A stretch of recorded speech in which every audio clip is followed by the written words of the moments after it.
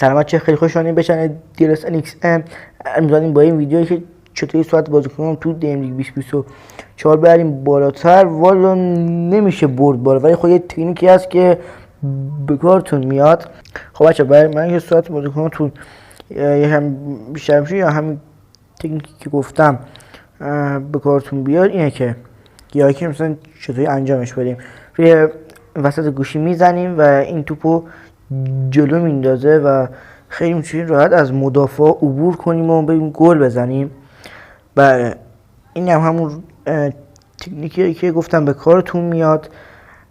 بله خب بچه، مشکل داخل این ویدیو همراه من بودین. لایک، کامنت و سابسکرایب فراموش نشه. این اولین ویدیو من داخل این چنل، ممنون شم که حمایت کنید. مرسی، خداحافظ تا ویدیو بعدی. Rolling down in the deep, when your brain goes numb, you can call it mental freeze. When these people talk too much, put that shit in slow motion. Yeah, I feel